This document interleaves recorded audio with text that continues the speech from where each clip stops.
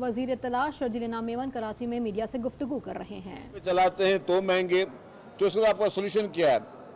Solution जो है, जिस तरह सोलराइजेशन की तरफ हम जा रहे हैं, या आज की इस एग्जीबिशन में जिस तरीके से इन्होंने इंटरनेशनल और लोकल मैन्युफैक्चरिंग कंपनीज को बुलाया है, जिसमें 200 से ज़ायद कंपनीज ने यहाँ पे स्टॉल लगाए हैं, और 200 कंपनीज जिन्होंने स्टॉल लगाए हैं उसमें कोई 20% लोकल कंपनीज हैं और 80% जो हैं वो फॉरेन नेशनल्स हैं। और वो उन्होंने यहाँ पे एक से एक अच्छी प्रोडक्ट यहाँ पे अपनी इंट्रोड्यूस की है, जिससे हम जो ग्रीन एनर्जी की बात करते हैं कि जी ग्रीन एनर्जी की तरफ हम जाएं, उसका एक बेहतरीन आपको सॉल्यूशंस यहाँ मिलेंगे।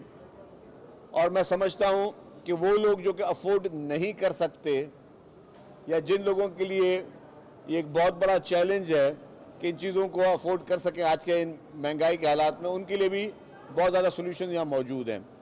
दूसरा कि इस एग्जीबिशन के लिए जब इतने सारे बाहर से लोग हमारे मुल्क में आते हैं, हमारे शहर में आते हैं, तो हमारी इकोनॉमिक एक्टिविटी भी बढ़ती है। आपकी जो टूरिज्म की इंडस्ट्री है, आपकी होटल्स जो हैं, आपके जो है रेस्टोरेंट्स हैं, आपके शॉपिंग मॉल्स हैं, वहाँ पे एक्टिविटी होती है। हमारी कोशिश यही होनी चाहिए कि 365 से 365 दिन साल के जो हैं वो यहाँ पे एग्जीबिशन चलती रहें।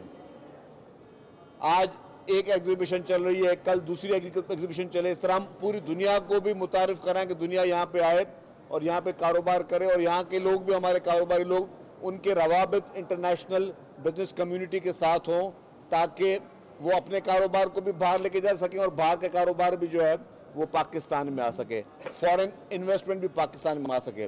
तो मैं दिल की गहराइयों से फैक्ट कंपनी की पूरी ऑर्गेनाइजेशन को बहुत ज़्यादा मुबारकबाद पेश करता हूँ, और मैं कराची के शहरियों से या पूरे पाकिस्तान भर के शहरियों से ये गुजारिश करूँगा कि ना सिर्फ कराची के शहरी यहाँ पे आएँ, पंजाब से भी दोस्त आएँ, बलूचिस्तान से भी आएँ, खैबर पख्तूनख्वा से भी आएँ, और ये इन एग्जीबिशंस को विज़िट करें, इन एग्जीबिशंस को कामयाब करें, क्योंकि ये एक्सपोज जो है ये हमारे मुल्क के लिए, हमारे मुल्क के बिज़नेस के लिए, हमारे मुल्क के कारोबार के लिए, हमारे मुल्क के अवाम के लिए एक नहायती इम्पॉर्टेंट है, और ये एक नहायती अहम किरदार अदा करते हैं। तो मैं सबको गुजारिश करूँगा कि इनको कामयाब करें, इनको इनकरेज करें, ताकि इनको देख के बाकी भी जितने भी शोबाजात हैं, बाकी भी जितनी इंडस्ट्री हैं, वो ज़्यादा से ज़्यादा जो हैं वो पाकिस्तान में, ख़ुसूस तौर पर मैं अपने सूबा सिंध की बात करूँगा कि यहाँ की तरफ आएँ और हम इन सारी चीज़ों को मिलकर कामयाब करें। एक दफ़ा फिर मैं उनको मुबारकबाद पेश करता हूँ। शर्जील साहब ये बता दें कि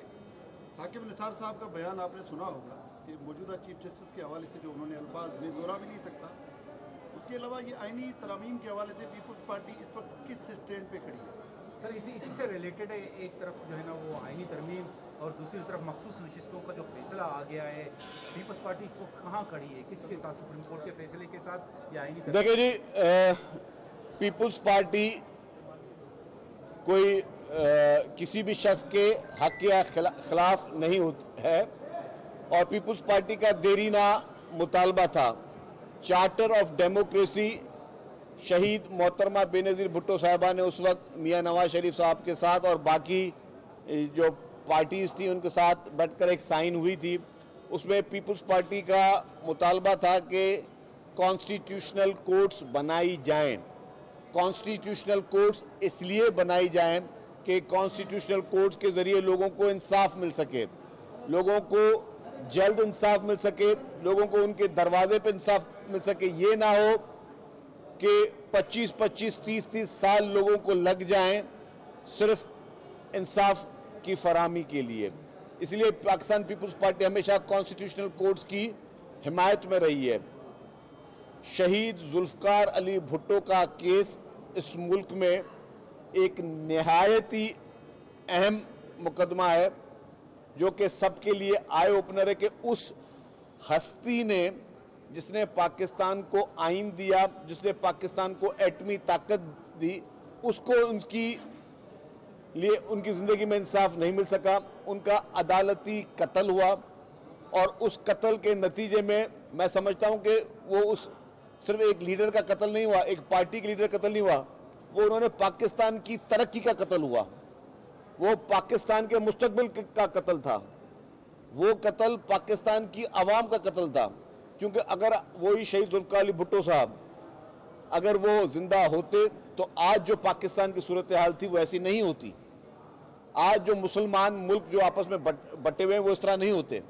तो पूरे पाकिस्तान के साथ जाती की उस वक्त की जुडिशरी ने, उस वक्त के जजेस ने, और फिर जिस तरीके से एक अदालती कुर्सियों पे बैठकर इफ्तिखार चौधरी और साकिब निसार जैसे शख्सों ने जो इस मुल्क में अदलिया का जो हशर किया, अदालतों का जो हशर किया अपनी ज़ाती ख्वाहिशात पे अदालतें चलाकर, मैं समझता हूँ मेरी अपील होगी कि इफ्तिखार चौधरी और साकिब निसार के तमाम मरातें जो रिटायरमेंट के बाद उनको मिलती हैं वो वापस ली जाएं और उनको साबिका जस्टिस भी नहीं कहा जाए। इफ्तिखार चौधरी और साकिब निसार इस मुल्क के अदालती निज़ाम पर बदनुमा दाग हैं। इफ्तिखार चौधरी और साकिब निसार जैसे लोग इस मुल्क के कानूनी जो है हिस्ट्री में जो है वो एक काला बा जो है के तौर पे जाने जाएंगे। तो अदालती रिफॉर्म्स पीपल्स पार्टी चाहती है, और मैंने कहा कि 45 साल लगे हमें शहीद जुल्फ़िकार अली भुट्टो साहब को इंसाफ दिलवाने में। और एक बड़ी बात, कल लाहौर हाई कोर्ट की पिंडी बेंच में शहीद मोहतरमा बेनज़ीर भुट्टो साहिबा, जो कि मुस्लिम दुनिया की पहली खातून वज़ीर आज़म, जो हम सब का फ़ख्र, हम सब के लिए एक विजन, एक अजीम लीडर, उसका उनकी जो शहादत हुई उसका मुकदमा लगा हुआ था। 16 साल हुए उस मुकदमे को, 16 साल हुए उस मुकदमे को। और कल अदालत ने हेयरिंग की, और हेयरिंग के बाद क्या किया कि गैर मुअय्यना मुद्दत तक के लिए इसको फिर पोस्टपोन कर दिया। मुझे बताएं, आपके कौमी हीरोज़, आपके नेशनल हीरोज़ के लिए अनफॉर्चुनेटली हमारे पास वो मखसूस एक माइंडसेट वाली जुडिशरी के पास वक्त ही नहीं है। शहीद मोहतरमा बेनज़ीर भुट्टो साहिबा के मुकदमे के लिए वक्त ही नहीं है। कल की तारीख का बता रहा हूँ, पुराना वाक़या नहीं बता रहा हूँ। कल की तारीख में उस केस को डेट इन ऑफिस कर दिया गया। क्या ये शर्म का मुकाम नहीं है कि इस मुल्क की खातून वज़ीर आज़म,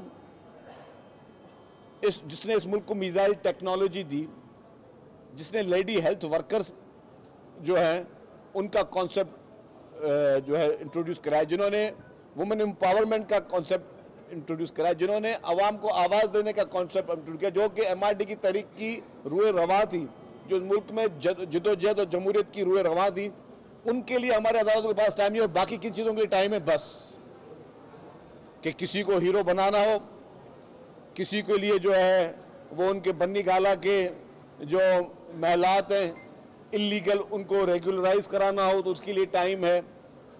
टाइम है तो जी अपनी ज़ाती ख्वाहिशात पर नस्ला टावर गिराना हो तो उसके लिए टाइम है।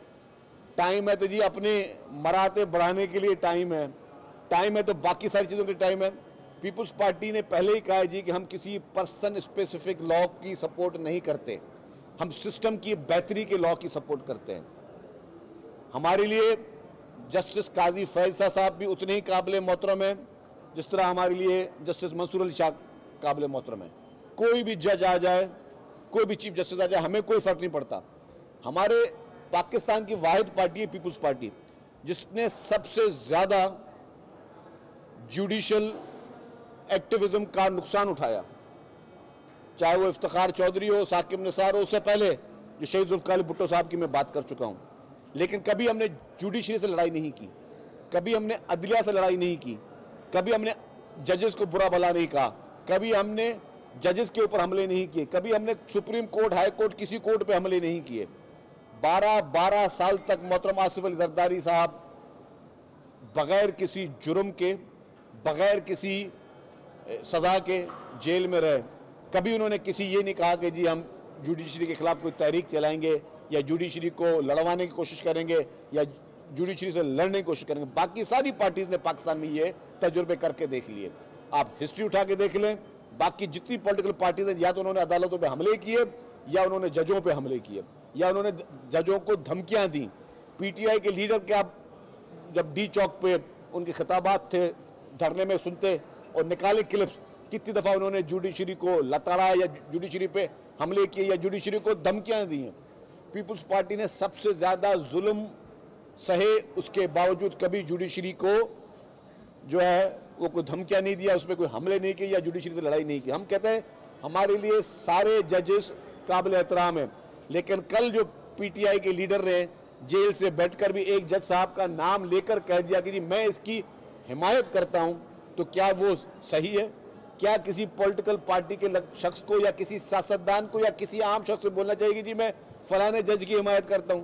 मैं अगर आज बोल दूं जी मैं फलाने की नहीं, मैं फलाने जज की हिमायत करता हूं, कोई कहे जी मैं फलाने जज, तो क्या पॉलिटिकल पार्टीज को इस तरह पर्सन स्पेसिफिक जुडिशरी के लोगों की हिमायत के ऐलान करने चाहिए? सवालिया निशान है। क्या आप लोगों को कंट्रोवर्शियल नहीं कर रहे? सवालिया निशान है। क्या आप लोगों के खिलाफ साजिशें नहीं कर रहे? सवालिया निशान है। तो इस तरह के बेशतर वाकयात जो है, मैं समझता हूं इन चीज़ों को पॉलिटिसाइज करने की कोशिश करें। हम सिस्टम बेहतरी की बात कर रहे हैं, हम ये कह रहे हैं कि ऐसा ना हो जो कि इस मुल्क में हुआ है कि अगर किसी शख्स ने डकैती की है और डकैती की सजा जो है वो ज़्यादा से ज़्यादा 12 साल है, वो शख्स 25 साल तक जेल में रहा और 25 साल के बाद कह दिया जी कि जी इसकी सजा जो है साबित नहीं हुई, उसको रिहा करते हैं, तो उसके 25 सालों का हिसाब कौन देगा? हम कहते हैं कि कोई और ये वाकयात हैं, मैं 1 या 2 दिन में शायद कल ये मिसालें लेकर भी सामने आऊं कि हमारे मुल्क की अदलिया ने क्या क्या किया।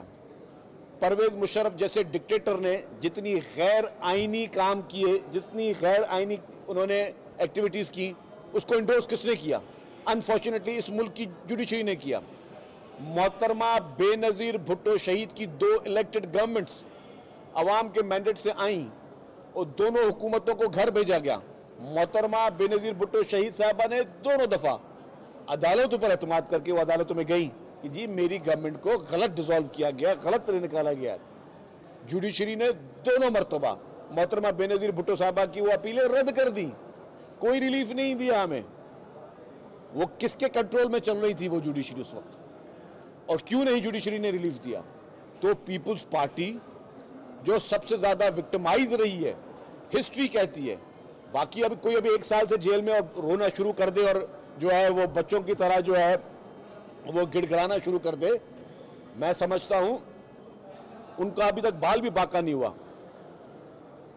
अभी 2 दिन पहले असेंबली में एमआरडी की तहरीक की एक रेजोल्यूशन पास हुई। कोड़े पीपल्स पार्टी के वर्करों ने खाए, जूते पीपल्स पार्टी के वर्करों ने खाए, जेलें पीपल्स पार्टी के वर्करों ने भुगती, सजाए मौत फांसी के फंदे। वजीर इत्तला सिंध शर्जील इनाम मेमन एक्सपो सेंटर में मीडिया से गुफ्तगू कर रहे हैं। उन्होंने कहा कि पाकिस्तान का सबसे बड़ा मसला तवानाई है। आज 200 से ज़ायद कंपनियों ने स्टॉल्स लगाए हुए हैं। ग्रीन एनर्जी का हल कंपनियों ने पेश किया है।